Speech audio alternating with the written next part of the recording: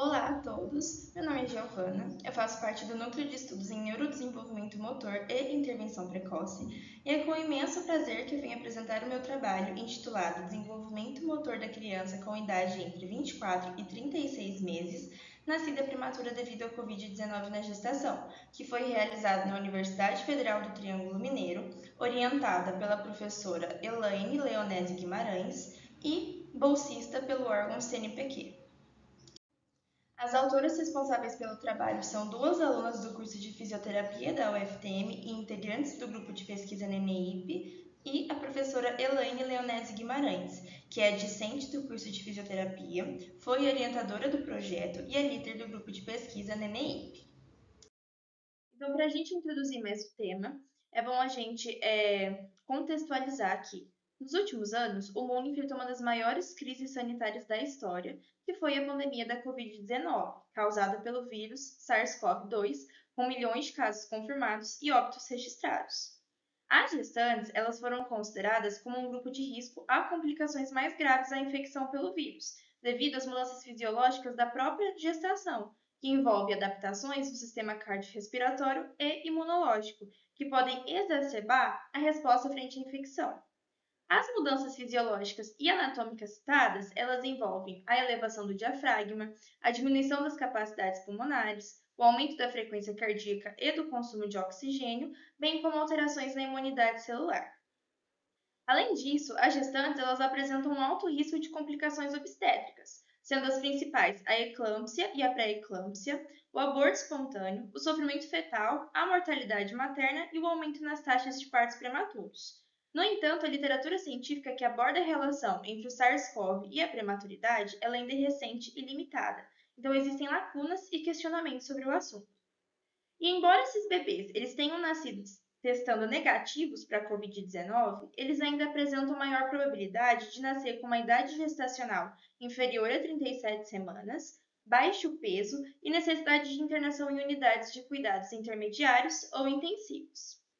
A prematuridade por si só, ela já é um fator de risco importante para o desenvolvimento de diversas condições de saúde, visto que essas crianças elas têm uma maior vulnerabilidade biológica, principalmente devido à imaturidade dos seus órgãos e sistemas. A prematuridade associada ao baixo peso e à necessidade de cuidados intensivos, ela pode gerar consequências a longo prazo no desenvolvimento desses recém-nascidos, e especialmente no seu desenvolvimento motor.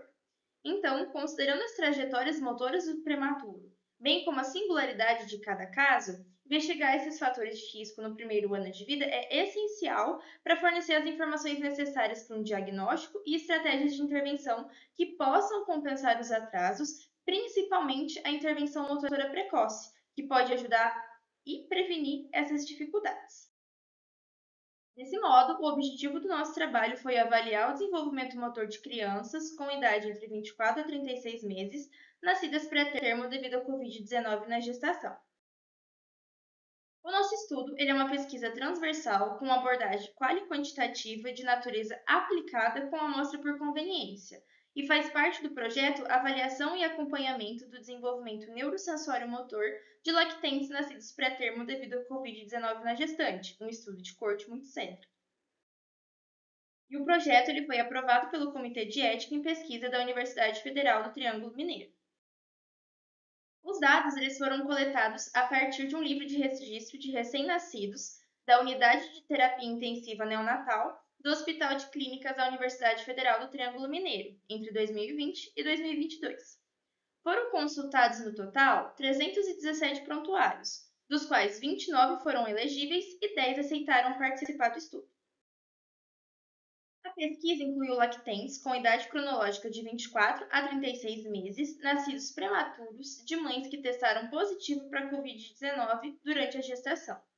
E para a coleta de dados, a gente utilizou uma ficha de anamnese adaptada, contendo informações sobre os pais, dados clínicos da mãe, detalhes sobre o parto e o nascimento do bebê. A avaliação motora, ela foi realizada por meio de um inventário de avaliação pediátrica de incapacidade, a PED, que mede capacidades funcionais e déficits em crianças de 6 meses a 7 anos e 6 meses. O teste ele é realizado por meio de uma entrevista com os pais ou os responsáveis e o tempo varia de 30 a 60 minutos. O questionário ele é dividido em 3 partes importantes. Então, a gente tem a habilidade funcional presente na criança, a assistência do cuidador no desempenho das atividades diárias e as modificações no ambiente que facilitam a funcionalidade da criança. A escala ela foi criada para medir as mudanças funcionais nas atividades de autocuidado, mobilidade e função social. Então, o que engloba cada uma dessas áreas? O autocuidado ele engloba as habilidades como se alimentar, se vestir e as necessidades fisiológicas. Já a mobilidade é utilizar o carro, a cadeira, o banheiro, andar em ambientes fechados, ao ar livre e usar escadas. E a função social ela consiste na compreensão da fala, interações com amigos e na comunidade. Então, a parte 1 do questionário ela está relacionada às habilidades funcionais. E ela é pontuada de acordo com se a criança é incapaz ou capaz de realizar a atividade. Já a pontuação da parte 2 está relacionada à assistência do cuidador e varia desde independente até assistência máxima. E a parte 3, que são as modificações do ambiente, ela é feita categoricamente, então pode variar desde nenhuma modificação até modificações extensivas. E depois de a gente pontuar todos os itens, a gente consegue estabelecer um score bruto da criança para cada área e baseado na idade cronológica, a gente pode comparar um score normativo que foi estimado e está presente no manual da PED. Então, depois que a gente coletou todos os dados, eles foram armazenados em um banco de dados para processamento e análise. E eles foram submetidos a uma estatística descritiva para análise de frequência absoluta e relativa, as medidas de posição e variabilidade. Então, os nossos resultados, de acordo com os dados coletados, 60% dos bebês eram meninos e 40% eram meninas. A idade cronológica média dessas crianças foi de 32 meses e a idade gestacional foi de 30,9 semanas. Em relação ao nascimento, 60% nasceram muito prematuro, que é de 28 a 31 semanas, e 40% nasceram prematuros moderados, que é de 32 a 36 semanas.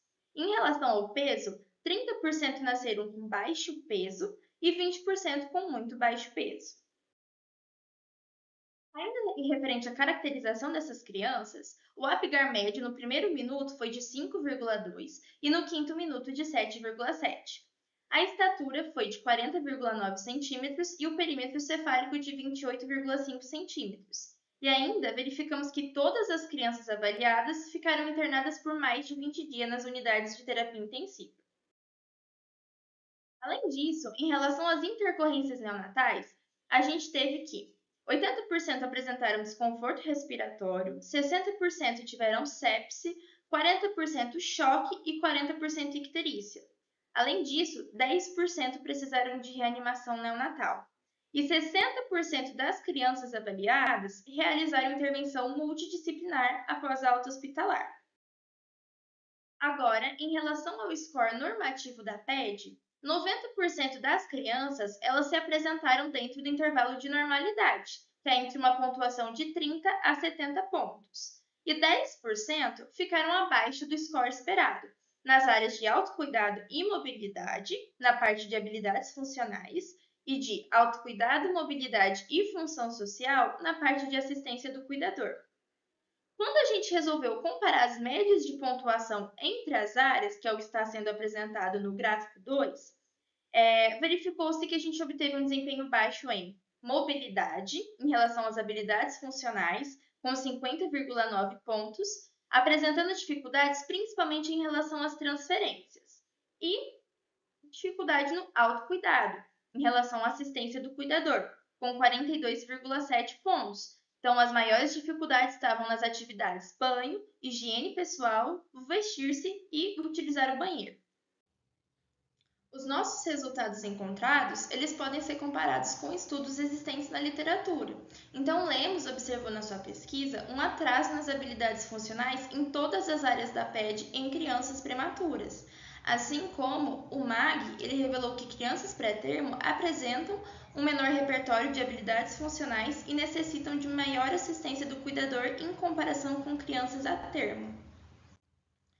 Já em relação à necessidade de intervenção multiprofissional, a literatura ela corrobora com relação ao nascimento prematuro e o maior risco de comorbidades neurológicas e motoras. associando que essas crianças elas necessitam frequentemente de suporte multidisciplinar após a alta hospitalar. E considerando que 60% das nossas crianças avaliadas foram submetidas à intervenção multidisciplinar após a alta hospitalar, a gente pode justificar o bom desempenho observado no momento das avaliações. Ainda, a literatura corrobora que recém-nascidos prematuros com alto risco de déficits neurodesenvolvimentais, eles demonstram melhores resultados quando recebem acompanhamento precoce por uma equipe multidisciplinar de profissionais de saúde, com estimulação desempenhando um papel essencial no desenvolvimento motor, cognitivo e social dessa população. Entretanto, considerando as diversas lacunas que ainda existem na literatura sobre a prematuridade e a Covid-19, é imprescindível o acompanhamento longitudinal dessas crianças. Dessa forma, os resultados dessa pesquisa, eles indicam que as crianças nascidas prematuras de mães infectadas por Covid-19, elas apresentaram alterações em áreas específicas do desenvolvimento motor, especialmente na mobilidade e autocuidado, podendo estar relacionado ao parto prematuro e, por conseguinte, à Covid-19 na gestação. No entanto, o bom desempenho que foi apresentado na avaliação motora, ela pode ser resultado de uma parcela de crianças que fizeram um acompanhamento multidisciplinar após a alta hospitalar, o que reforça a importância e a necessidade da intervenção precoce e programas de monitoramento contínuo para garantir que essas crianças atinjam todo o seu potencial do desenvolvimento, minimizando o impacto negativo da prematuridade e da infecção gestacional por Covid-19. Essas são as referências utilizadas. Agradeço a todos pela atenção e estou disponível para eventuais perguntas. Obrigada!